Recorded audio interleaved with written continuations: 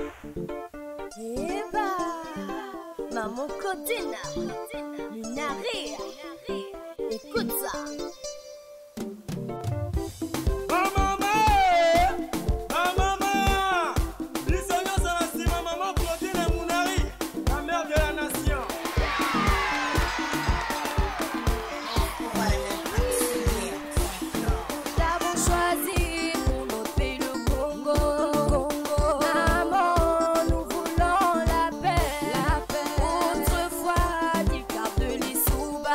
Mes chers amis, cadres et militants du MUST, distingués invités, mesdames et messieurs, il me fait un grand plaisir de vous accueillir en ces lieux et d'y recevoir vos chaleureux vœux et toute votre affection au début de cette nouvelle année. Merci beaucoup. Merci à vous tous. Merci d'être venus si nombreux.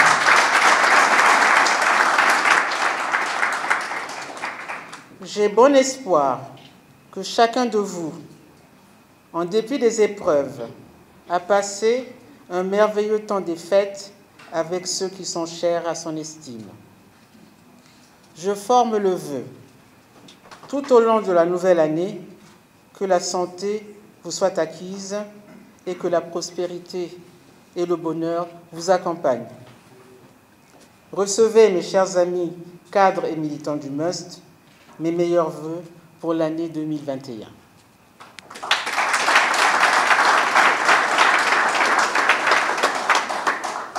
En cet instant, je ne peux ne pas penser à tous nos chers compatriotes où qu'ils se trouvent. Ceux de l'intérieur ont fait face à des très dures épreuves. Toutefois, et malgré tout, les effusions de joie observées pendant les festivités nous ont donné l'assurance de ce qu'ils ne se laissent pas défaire par les péripéties de l'existence. Cette ferveur, ou pour mieux le dire, ce goût de la vie, montre qu'il reste de l'espoir dans ce que notre peuple peut accomplir dans un environnement favorable à l'épanouissement de l'homme. Nous espérons et formons le vœu pour tout le peuple congolais que l'année 2021 soit meilleure que celle qui vient de s'achever.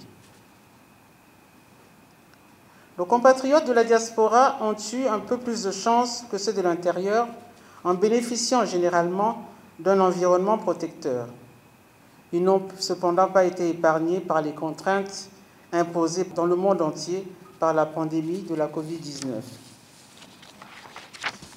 Dans ce contexte difficile, ils ont souvent été le principal secours pour leurs familles et leurs proches restés au pays.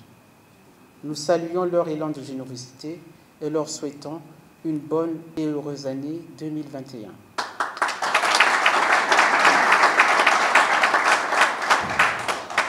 Mes chers amis, le rassemblement de ce jour arrive à point nommé. Nous ne pouvions mieux faire notre entrée dans ce nouvel espace-temps qui s'ouvre devant nous. Vous l'aurez tous remarqué, ces dernières années, la globalisation a vite pris la forme d'une contraction du temps et de l'espace. Nous sommes pris dans une accélération d'événements au point d'en avoir le vertige. Tout change autour de nous et très vite. De ne pas se rencontrer au début de l'an, on pourrait être surpris de le voir s'achever et se trouver à faire un bilan alors même que nous n'avions pas encore fini de faire la liste de nos résolutions. Pour de nombreuses personnes, avec l'avènement de la pandémie du coronavirus en décembre 2019, l'année 2020 a ressemblé à une parenthèse dans le temps. Dans le monde d'une course géante contre la montre, des événements donnés pour improbables se produisent en masse et renversent la notion de ce qui est normal. Pour ne pas citer le cas d'espèce le plus récent, le monde entier a regardé avec stupéfaction des groupes de manifestants se prélasser dans le Capitole à Washington, au cœur même du pouvoir de la première puissance mondiale. Un événement sans précédent aux États-Unis d'Amérique. Il présage de ce qui pourrait arriver dans une circonstance où ces manifestants seraient plus nombreux à investir tous les lieux de pouvoir de ce grand pays.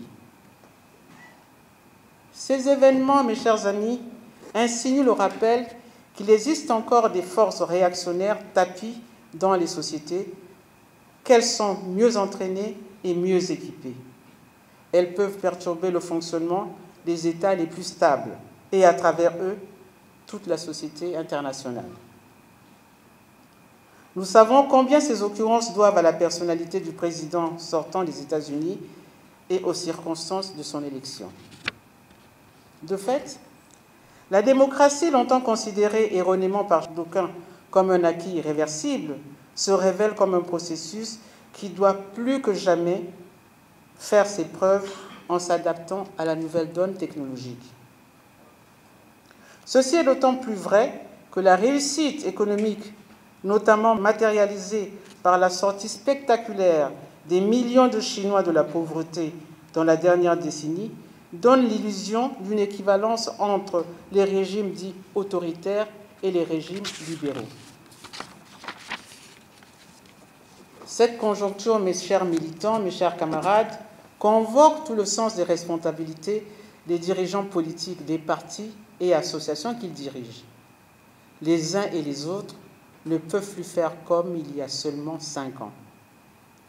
C'est pour ces raisons qu'en prenant nos distances avec le Front républicain pour le respect de l'ordre constitutionnel et l'alternance démocratique, en sigle FROCAD, et aussi en nous retirant de la Fédération de l'opposition congolaise, 2 organismes qui avaient fait l'honneur à la présidente du MUST de les diriger, nous recentrons nos efforts sur notre parti comme fer de lance de la lutte politique.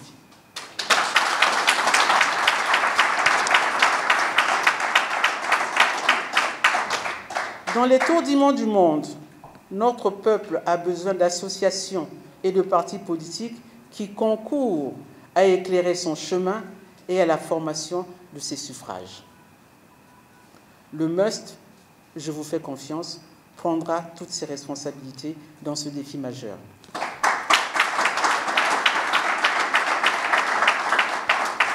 Pour commencer, nous rappelons que les convictions exprimées autrefois au nom respectif du FROCAD et de la Fédération de l'opposition congolaise demeurent nôtres.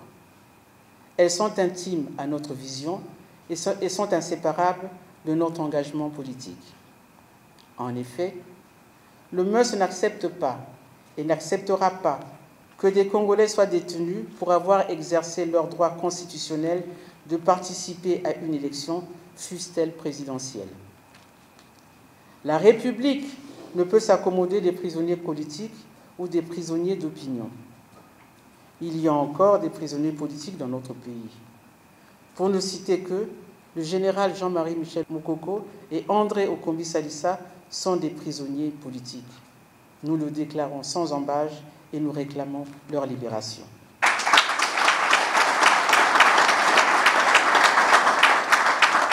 Le MUST n'accepte pas et n'acceptera pas que les affaires de l'État soient gérées en dehors de toute orthodoxie applicable dans les matières spécifiques comme l'adjudication des marchés publics, le recrutement des fonctionnaires et la nomination des responsables des organismes publics ou des entités territoriales, ou encore le choix des dépenses publiques prioritaires des entités collectives.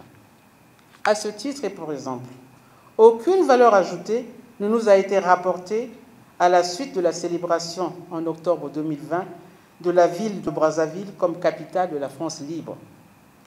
Ce fait non négligeable de l'histoire n'appartient qu'à celle-ci.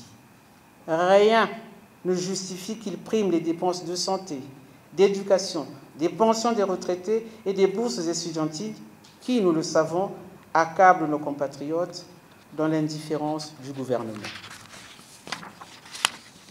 Il n'est pas acceptable qu'à notre époque, que des pays dits pauvres et très endettés effectuent des dépenses somptueuses pour plaire à des pays supposés riches.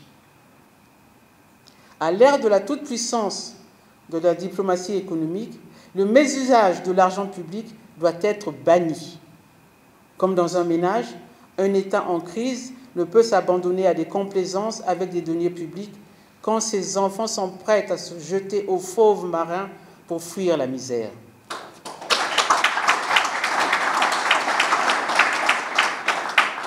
Le MUST se félicite du départ du citoyen étranger qui dirigeait le CHU de Brazzaville, dont la rémunération correspondait au total de la rémunération de tous les cadres congolais dans le même établissement. Il n'est pas acceptable qu'il ait été remplacé par un autre étranger dans les mêmes conditions. Jusqu'à quand? Jusqu'à quand allons-nous passer les cadres de ce pays pour quantité négligeable? Jusqu'à quand allons-nous entretenir le complexe colonial? Jusqu'à quand les Congolais vont-ils continuer à tolérer ce que plus aucun peuple n'accepte nulle part ailleurs sur ce continent et sur d'autres? Ces choix sont insultants et humiliants pour tous les cadres congolais à l'intérieur et dans la diaspora. À compétence égale ou supérieure à celle des étrangers, les Congolais ne reçoivent pas de leur pays la moindre chance de faire leurs preuves. Le MUST encourage et soutient les travailleurs et leurs syndicats au sein du CHU de Brazzaville dans leurs revendications. De la même façon, le MUST se déclare solidaire des travailleurs de Congo Télécom. La concession de la fibre optique, faite dans des conditions opaques, au bénéfice d'un prestataire que rien ne recommande, ne peut passer entre des mains inexpertes. Le Congo n'est pas un terrain d'essai pour les apprentis entrepreneurs.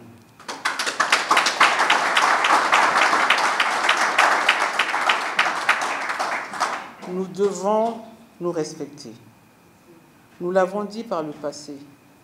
À excuser l'inexcusable, on nous demandera bientôt à accepter l'inacceptable.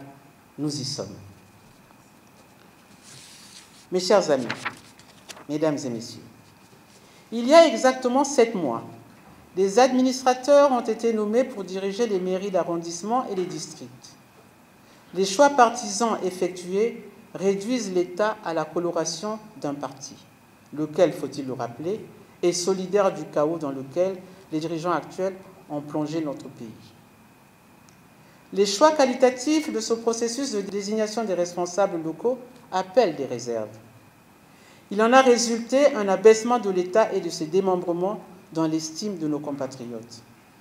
Notre désolation est totale face à ce spectacle dans lequel les principaux dirigeants de l'État sabordent ce qui reste de celui-ci en privilégiant le contrôle et la conservation du pouvoir au détriment de l'intérêt général. Nous savons ce qu'il en a coûté au régime totalitaire du début du XXe siècle d'avoir emprunté cette voie aventureuse. Nos instances internes sont saisies de la question de la révision des listes électorales. Nous aviserons sur ce point en temps utile. D'ores et déjà, nous rappelons qu'une révision spéciale des listes électorales n'est pas et ne peut tenir lieu le recensement général de la population. L'importance capitale que revêt l'élection présidentielle dans notre système institutionnel ne permet pas de tirer des allégesses d'une telle confusion. Le MUST a par ma voix signalé à la concertation de Madingou les dangers de ce type de procédé. Par le passé d'ailleurs, nous avions indiqué que la meilleure façon de résoudre les problèmes, c'est d'éviter les problèmes. C'est pourquoi, prenons la nation à témoin. Nous revendiquons publiquement la demande du report de l'élection présidentielle à venir, prévue en mars 2021. Nos motifs sont clairs. L'élection présidentielle n'est pas seulement l'occasion pour certains de solliciter les suffrages de leurs compatriotes. C'est aussi le moment pour ces derniers d'effectuer un choix.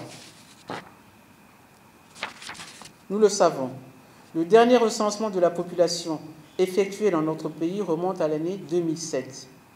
Ceci induit que certains de nos compatriotes qui ne sont plus de ce monde figurent encore sur ces listes électorales, tandis que de nombreuses jeunes personnes ayant franchi l'âge de voter ne sont pas inscrites sur les listes électorales.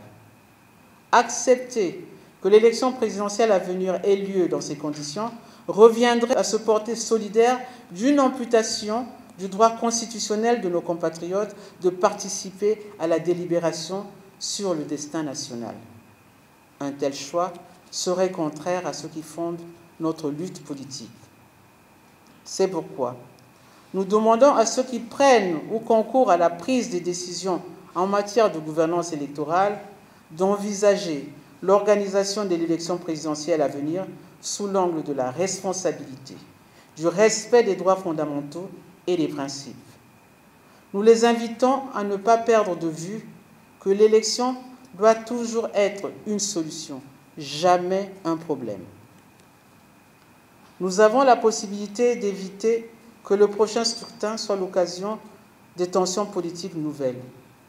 Parlons-nous, comprenons-nous et faisons bien. Vive la démocratie, vive la République, que Dieu bénisse le Congo. Je vous remercie. Vous conviendrez avec moi que l'heure n'est pas à parler de candidature, et plutôt à s'interroger sur la meilleure manière d'organiser des élections libres, transparentes et apaisées. Et nous sommes loin du compte. Je pense que toute notre énergie doit diriger sur ces points que je viens de citer. Comment faire une élection libre, transparente et apaisée? Comment faire une élection qui ne va pas conduire le pays dans les errements que nous avons connus, par exemple, en 2016? Donc, une élection libre, transparente et apaisée appelle quelques exigences. La première des exigences, c'est la population, vous et moi, nous qui allons voter pour choisir notre président. Sommes-nous tous sur la liste électorale? Est-ce que c'est un droit. Choisir son président, même son député, c'est un droit fondamental, constitutionnel pour chacun de nous. Donc, la liste électorale est la clé de l'élection. Il n'y a pas d'élection s'il n'y a pas de liste électorale. D'accord? Très bien. En plus, nous avons deux organes. La CNI qui est chargée d'organiser les élections et le Conseil et la Cour constitutionnelle qui est chargée de veiller à la régularité de ces élections. Qu'est-ce que nous constatons au niveau de la CNI? Je crois qu'il y a beaucoup de jeunes juristes autour de nous, j'en reconnais quelques-uns, dont ceux qui me filment, ils ne vont pas me contredire. La loi sur la magistrature dit une chose simple. Le magistrat ne peut exercer que les activités ayant trait à la magistrature ou à l'agriculture. On leur a fait cadeau pour qu'ils puissent faire les affaires à l'agriculture. Notre CNI, qui est à la tête de notre CNI aujourd'hui? C'est un magistrat, de surcroît, président de la Cour suprême. Donc, ce n'est pas faux de dire que nous n'avons pas de CNI, puisque celui qui prend les décisions au sein du CNI, c'est sous l'autorité, à tout le moins, du président de la CNI, qui lui-même est en incompatibilité. Comment on peut organiser sainement une élection quand on est soi-même en incompatibilité? Ça, c'est la première question. La deuxième question, c'est la Cour constitutionnelle, qui veille sur la régularité des élections. Écoutez, nous nous souvenons encore de la Constitution de 2002, en tout cas, en ce qu'elle disait, s'agissant de la Cour constitutionnelle, que ces mandats étaient nommés pour 9 ans, pour un mandat non renouvelable. Nous sommes aujourd'hui en 2021 même. Vous n'êtes pas surpris de voir qu'il y a des magistrats qui sont rentrés à la Cour constitutionnelle en 2002, qui y sont encore? Vous n'êtes pas choqués? Normalement, ils devaient faire 9 ans et partir. Mais comme la juridiction renouvelle ses effectifs, il y a des gens qui sont partis avant. Donc, il y a d'autres qui sont rendus avant le terme des 9 ans. D'accord? Donc, quand on arrive à la Constitution de 2015, si tout s'était bien passé, tous ces gens-là, en tout cas la majorité, devaient être partis. Parce qu'ayant rempli déjà leurs 9 ans et le mandat étant non renouvelable. On a assisté à une chose entre la Constitution qu'on venait de dissoudre 2002 et 2015 qui prenait la suite. Donc, des gens qui étaient déjà membres de la Cour suprême, de la Cour constitutionnelle, qui devaient en sortir, sont restés en disant « nous allons faire nos 9 ans ». Puisque nous sommes venus après 2002, nous allons faire nos 9 ans. Mais après avoir fait leurs 9 ans, il n'y avait qu'une chose à faire, c'était partir. Mais qu'est-ce qu'on a vu? On les a gardés. On les a gardés pourquoi? Vous savez, si je vous nomme quelque part, j'attends quelque chose de vous. Parce qu'en fait, quand nous regardons bien, nos camarades qui sont à la Cour constitutionnelle, ils ne ploient pas sur le travail. Hein. Et c'est quoi leur travail à longueur de journée? On a l'impression que c'est une sinécure où on est payé, grassement payé, à ne rien faire. Aujourd'hui, il y a des gens qui ont totalisé plus de 19 ans à la Cour constitutionnelle. Ça ne peut pas nous interpeller? Comment peut-on alors être impartiaux devant quelqu'un qui nous permet de jouir de telles prérogatives pendant des années et des années? Je crois que la réponse est claire. Donc je pense qu'il faut qu'on mette de l'ordre dans l'organisation de nos élections pour parler d'élections crédibles, libres et apaisées et pour parler de candidature. C'est le choix du MUST. Je vous félicite d'ailleurs, mes camarades du MUST, de ne pas m'avoir piégé comme en 2016. Vous n'avez pas demandé ma candidature. Je vous remercie. Ça veut dire que nous sommes vraiment en phase. Et pendant votre mandat, vous avez promis aux Congolais pour la libération des prisonniers politiques dont vous reconnaissez. Et ma question est celle-ci. Comment feriez-vous pour continuer ce combat afin de tenir la promesse que vous avez faite aux Congolais pour la libération des prisonniers politiques? Merci. La libération des prisonniers politiques fait partie de notre combat. Nous allons continuer avec le MUST. Mais enfin, je voulais quand même dire que même quand j'étais présidente, quand je présidais l'une et l'autre des institutions ou des structures, je n'en étais pas moins présidente du MUST. Donc c'est le même combat. Et je voulais dire à cet effet d'ailleurs, parce que j'entends beaucoup de choses dans la presse et tout ça, parce que c'est pas parce que je suis partie de ces structures-là que les raisons de mon engagement ont changé. Vous parlez des prisonniers politiques, mais nous parlons aussi de la bonne gouvernance, on vient d'en parler. Tout ça, ça fait partie du combat politique. C'est pour ça que je trouve un peu triste ce qu'on voit, les partis, on attaque à gauche, à droite. Non, le combat est le même. Moi, je souhaite bon vent à ceux qui vont prendre la relève derrière moi, au FROCAD comme à la Fédération, parce que le bilan de la Fédération, j'ai quelques raisons de m'enorgueillir, et vous aussi, j'espère. J'ai répondu à votre question? Merci. Madame, quand vous avez dit qu'avec votre départ du FROCAD et de la Fédération, vous allez recentrer votre génie sur le parti. Nous n'avons pas encore atteint les conditions favorables pour la tenue d'une élection libre, transparente et apaisée. Livrons-nous à ce combat-là. Quand nous aurons livré ce combat-là, croyez-moi, il y aura beaucoup plus de candidats qu'aujourd'hui. Parce qu'aller à une élection, ce n'est pas aller jouer. Mais vous aimez le football tous ici, non? Est-ce que vous avez plaisir à suivre un match en différé? Je crois que non. Dans les maisons, dans les familles, ça chauffe. Hein. Quand le match est là, tout le monde veut être là pour le suivre en direct. J'ai souvent dit à mes enfants, quand ils s'engueulent, je dis, mais qu'est-ce que ça peut te faire puisque tu auras le résultat? Ils disent, non, maman, c'est pas pareil. Mais l'élection, c'est pareil. Vous ne pouvez pas aller à une élection où les résultats sont déjà connus. Ce n'est plus une élection.